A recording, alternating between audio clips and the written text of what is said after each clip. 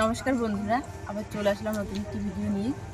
আজকে আমরা বানাবো আলু দিয়ে চিপস, যেটা সব বাচ্চারাই খেতে ভালোবাসে। শুধু বাচ্চা না, বড়রাও খেতে ভালোবাসে। আর দোকান থেকে কিনে যেগুলো খায় সেগুলো তো জানেন শুধু হাওয়াই বিক্রি হয়, চিপস আর বিক্রি হয় না, ওই দুটো থাকে, তাতে মন ভরে না। এই জন্য আজকে ভাবলাম বাড়িতেই তৈরি করে নিই। একদম অল্প উপকরণ আর খুবই সহজ। আপনারা দেখতে থাকুন কীভাবে বানাই। চলুন শুরু করা যাক। এবার আলুর খোসাগুলো ছাড়িয়ে নেব। আলুগুলো সব ছাড়িয়ে নিয়েছি। এবার আমরা পাতলা পাতলা করে কেটে নেব। আমি তিনভাবে কেটে দেখাবো আপনাদের। দেখুন, এটাতে কাটলে একটু ডিজাইন হয়, যেমন আলু চিপসের হয় ওইরকম ডিজাইন হবে এটাতে কাটলে। প্রথম এটা দেখুন, এরকম সুন্দর হবে। দেখুন, এরকমভাবে কেটে নেওয়া যায়।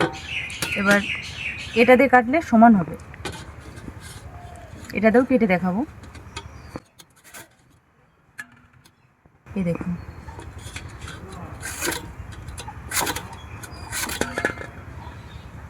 সুন্দর পাতলা পাতলা করে কেটে নেওয়া যায়।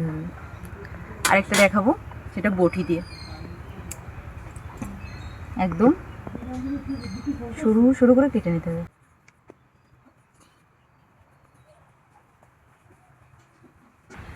বটি দিয়ে করতে গেলে একটু টাইম নিয়ে করতে হবে, একদম আস্তে আস্তে। দেখুন, একদম পাতলা পাতলা করে।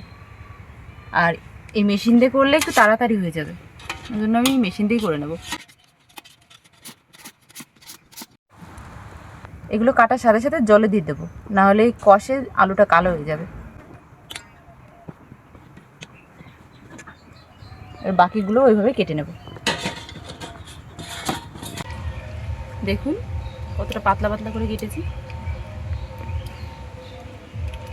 এবার এগুলো সুন্দর করে 2-3 বার জল দিয়ে ধুয়ে নেব। 2-3 বার সুন্দর করে ধুয়ে নিয়েছি। এবার জল দিয়ে 5 মিনিটের জন্য নুন দিয়ে আর জল দিয়ে ভিজিয়ে রাখবো। এতে স্বাদটা ভালো হবে, নুনটা ভেতরে ঢুকে যাবে।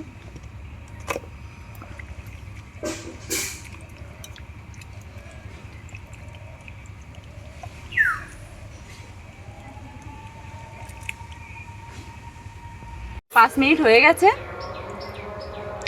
5 মিনিট আগে ভিজিয়ে রেখেছিলাম, এখন এগুলো তুলে নেব। এবারে এই আলুগুলো নেকড়ার উপর দিয়ে ভালো করে শুকিয়ে নেব। রসটা ভালো করে চেপে চেপে একটা বিছিয়ে দিয়ে আরেকটা বিছিয়ে নেব। নেকড়া দিয়ে সুন্দর চেপে চেপে একদম জলটা শুকিয়ে নিয়েছি।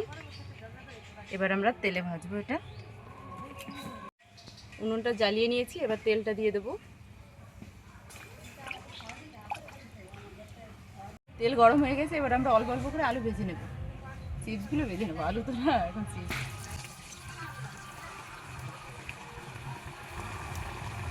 নেড়ে চেড়ে হালকা আছে ভেজে নেব। দেখুন বন্ধুরা, আমাদের চিপসটা প্রায় হয়ে এসছে, কত সুন্দর। আর একটু ভাজবো, তারপরে এটা নামিয়ে নেব। হয়ে গেছে ভাজা, এবার নামিয়ে নেব।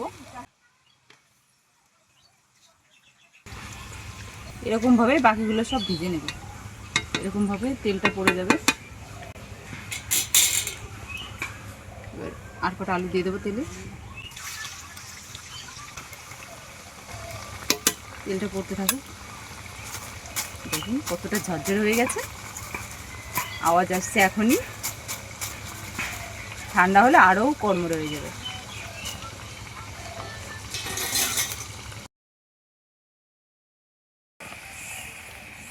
দেখুন কত সুন্দর। এখন মিডিয়ামে আছে, একটু করে সব একদম কড়মড়ে হয়ে যাবে। হয়ে গেছে চিপস ভাজা, এবার নামিয়ে নেব। এরকমভাবে নামাবো যাতে বেশি তেলটা পড়ে যায়। বাকিগুলো দিয়ে দেবো। দোকানের চিপসগুলো ঠিক যেমন খেতে হয় সেরকম স্বাদ আনার জন্য আমরা একটা মশলা বানাবো।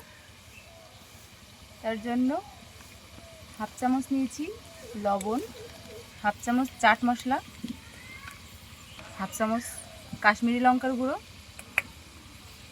হাফ চামচ বিট নুন। সবগুলো ভালো করে মিশিয়ে নেব। দেখুন বন্ধুরা, এখনই কত সুন্দর আওয়াজ হচ্ছে, একদম কুড়কুড়ে। কেবল নামিয়েছি উনুন থেকে, এবার ঠান্ডা হওয়ার পর আরও বেশি করে মচমচে হয়ে যাবে।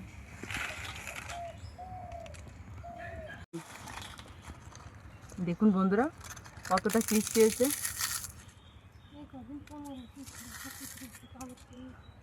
একদম ক্রিস্পি। আমাদের বাড়িতে ছোট বাচ্চা আছে, আপনারা সবাই জানেন, তার জন্য আমি কটা আলাদা করে রেখেছি, এতে কোনো মশলা দেব না, ছোটো মানুষ তো ওই জন্য। আর এগুলোতে আমরা কটা একটু মশলা মিশিয়ে নেব।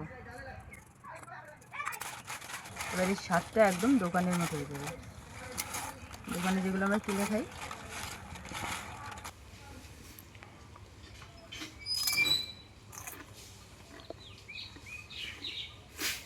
সত্যি প্রথমবারে যে এত সাকসেস হয়েছে আমি বুঝতেই পারিনি। খুব সুন্দর হয়েছে। আমি যখন প্রথমবারে সাকসেস হয়েছি, আপনারাও একবার বাড়িতে চেষ্টা করলেই পারবেন, একবার চেষ্টা করে দেখবেন, আর দোকান থেকে কিনে খাওয়ার কথা মনে থাকবে না।